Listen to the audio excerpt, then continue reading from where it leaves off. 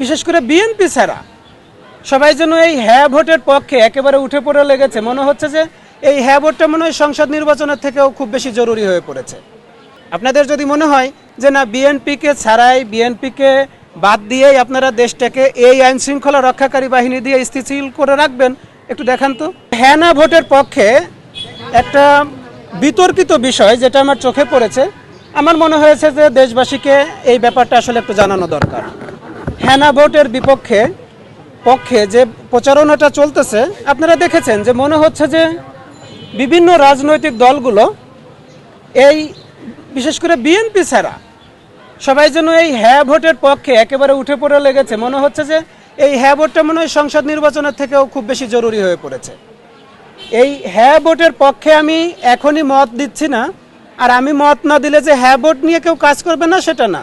আমি শুধু আপনাদেরকে জানাতে চাচ্ছি একটা বিষয়, আপনাকে আগে বুঝতে হবে এই সরকারটাকে বিপ্লবী সরকার, তত্ত্বাবধায়ক সরকার, নাকি অন্য কোনো দলের পক্ষ নিয়ে এই সরকার। এই সরকার আমাদের যে পথে নিয়ে যাচ্ছে তাতে মনে হচ্ছে যে বেশ কয়েকটা দলের মুখপাত্র হয়ে কাজ করতে চাচ্ছে এবং এখান থেকে বিএনপিকে আসলে মাইনাস করতে চাচ্ছে, এরকম হয়ে যাচ্ছে না। হ্যাঁ ভোটের প্রচারণায় আপনারা তখনই অংশ নেবেন, রাজনীতিবিদ যারা আছেন, যারা এই হ্যাঁ ভোটের পক্ষে প্রচারণা করতেছেন, একটা শর্তে আপনারা হ্যাঁ ভোটের পক্ষে যাবেন, সেটা হলো সরকার কোনোভাবেই হ্যাঁ ভোটের পক্ষে না ভোটের পক্ষে প্রচারণা করতে পারবে না। এখন কি মনে হচ্ছে যে আমি একটু বিএনপির পক্ষে কথা বলতেছি, এরকম না। না, সরকারকে আসলে এই ব্যাপারে সিদ্ধান্ত নিতে হবে।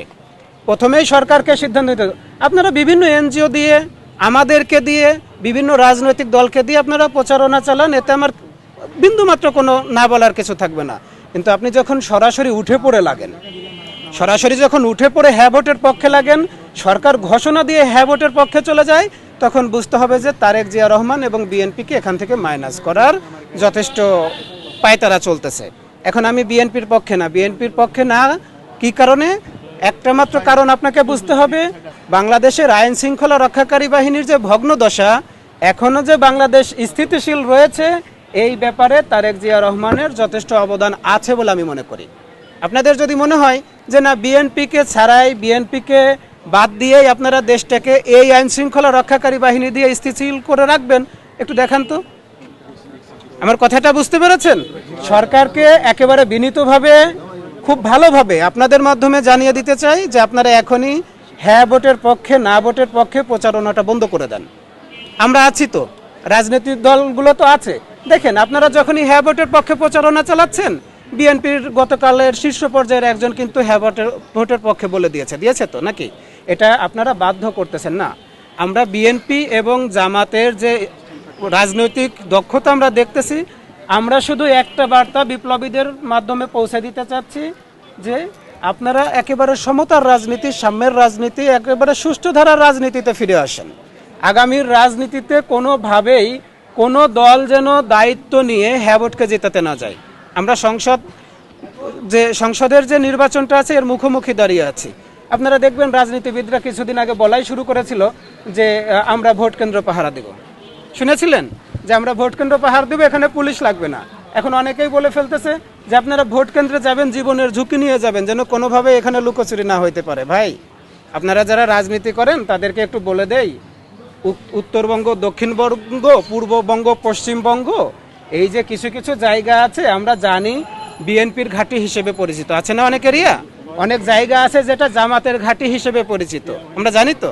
এই সব জায়গায় যখনই আপনারা আইন শৃঙ্খলা রক্ষাকারী বাহিনীকে বাদ দিয়ে কিংবা তাদেরকে ঢেলে না সাজিয়ে কোনোভাবেই নির্বাচন করতে যাবেন, এখানে অবশ্যই গণহত্যা সংগঠিত হয়ে যাবে। এই জন্য আইন শৃঙ্খলা রক্ষাকারী বাহিনীকেও বলবো, আপনারা সমস্ত দলের ঊর্ধ্বে গিয়ে অচিরেই আপনারা যে অভিযানগুলো পরিচালনা করতেছেন, এই অভিযানগুলো পরিচালনা করার মাধ্যমে অস্ত্র, থানা থেকে কি পরিমাণ অস্ত্র লুট হয়ে গেছিল, অস্ত্র উদ্ধারটা আপনাদেরকে দেখাতেই হবে। কি পরিমাণ বিস্ফোরক আমাদের দক্ষিণবঙ্গ থেকে এই ঢাকা শহরে ঢুকেছে সেটা আপনাদেরকে প্রকাশ করতেই হবে, এগুলো উদ্ধার করতেই হবে। ঢাকা শহরে গত 4 মাসে নতুন ভাড়াটিয়া কতগুলো যোগ হয়েছে সেগুলোর একটা হিসাব দিতে হবে। রিক্সা চালক কতগুলো যোগ হয়েছে সেগুলো হিসাব দিতে হবে। যারা রাস্তায় ফুটপাতে ব্যবসা করতেছে এগুলো কতগুলো যোগ হয়েছে আপনাদেরকে এগুলোর একটা হিসাব দিতে হবে, যেটাকে এ রুল বি রুল বলে।